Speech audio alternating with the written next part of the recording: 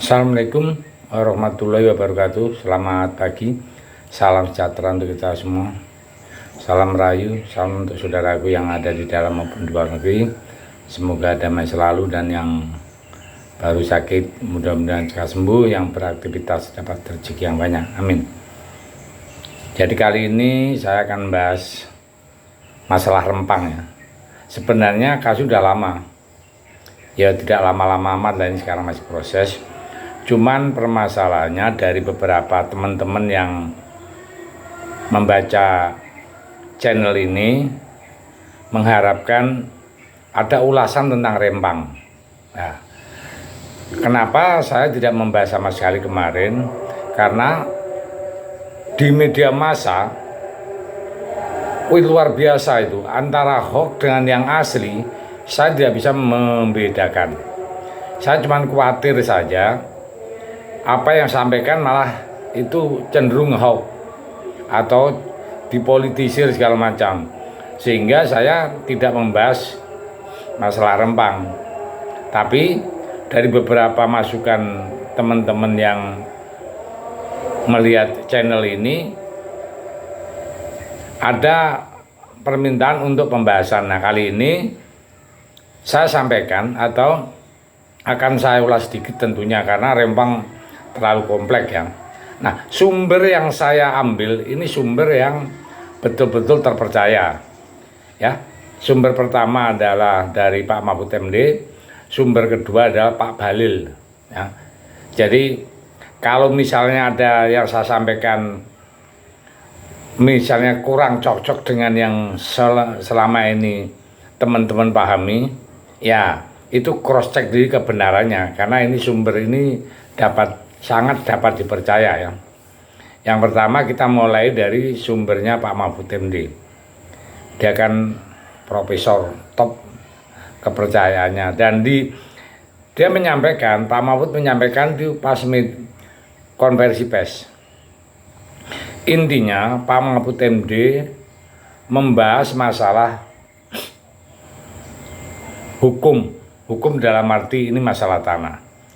Jadi ceritanya ini Pak Mahfud MD ya, pada tahun 2001-2002 itu tanah itu masih kosong ya, masih kosong. Pemerintah mengeluarkan surat untuk investor ya, untuk mau dikerjakan suatu perusahaan apa gitu kan. Nah, ini secara resmi pemerintah mengeluarkan surat itu. Cuman saat itu langsung dibiarin, tidak dikerjakan atau ada kegiatan apa-apa. Nah, terus sampai tahun 2004, karena ini tidak ada kegiatan apa-apa, pemerintah setempat mengeluarkan surat lagi yang intinya dikasihkan ke orang lain lagi tahun 2024 dan seterusnya, banyak surat dikeluarkan. Nah, disinilah sebetulnya letak permasalahannya ya. Tapi ini karena belum ada penggugatan dari hak pertama, masih jalan terus.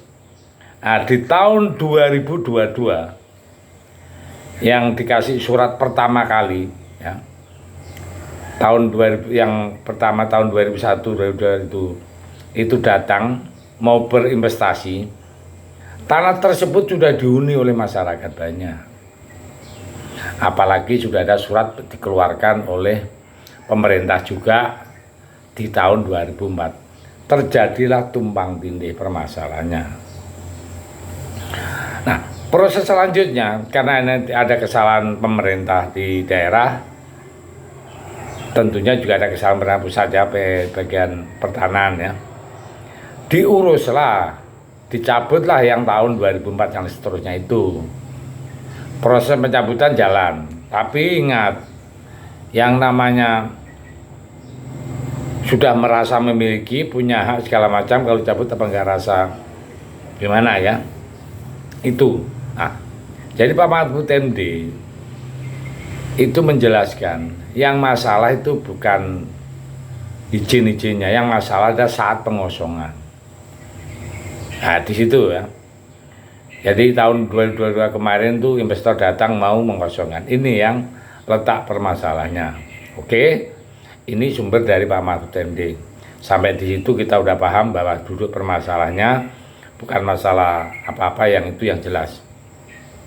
Nah, saat terjadi keributan yang sudah hiruk pikuk ya saudara semua ketahui, Pak Bahlil itu diinstruksi oleh Pak Jokowi untuk menyelesaikan masalah di sana.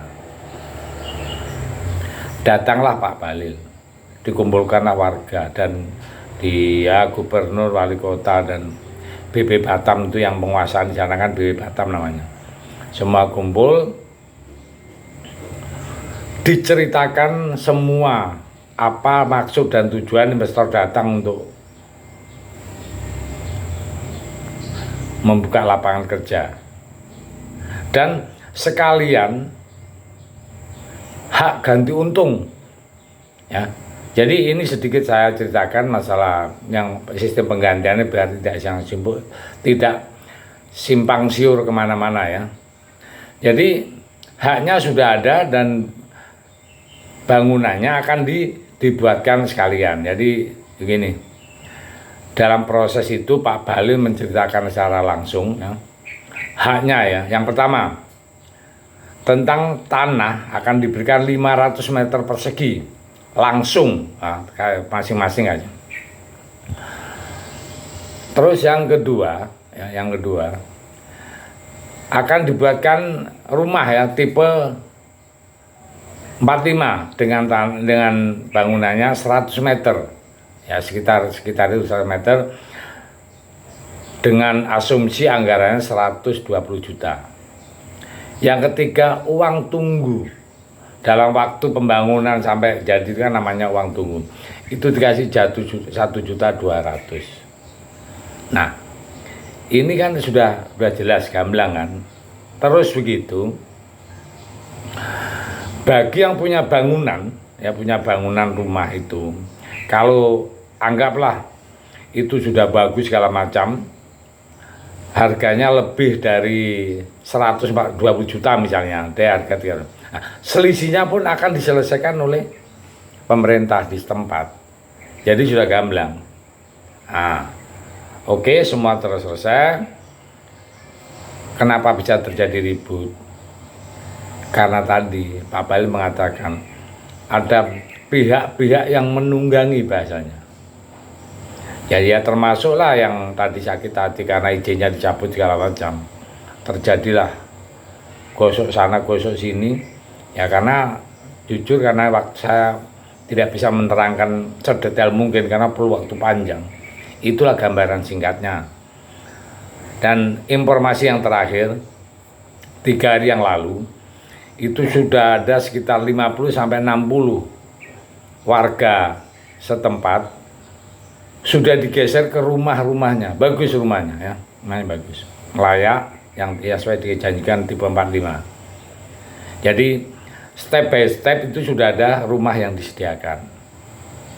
Begitu juga penggeseran itu disesuaikan dengan kebiasaan masyarakat sana. Yang di pinggir pantai dibuatkan yang di pinggir pantai. Jadi itulah gambaran singkat. Mudah-mudahan dari sedikit ulasan ini tidak menambah keruh tapi bisa menambah dingin. Karena apa? Sekarang sudah damai. Saya juga tidak kepingin mengompor-ngompor lagi. Ini kan ada beberapa permintaan untuk menyampaikan. Mudah-mudahan apa yang sampaikan bisa sedikit memberi wawasan. Kalau toh misalnya ada kurang bisa ditambah-tambah sendiri ya. Atau mungkin tidak cocok ya itulah apa adanya. Terima kasih. Merdeka.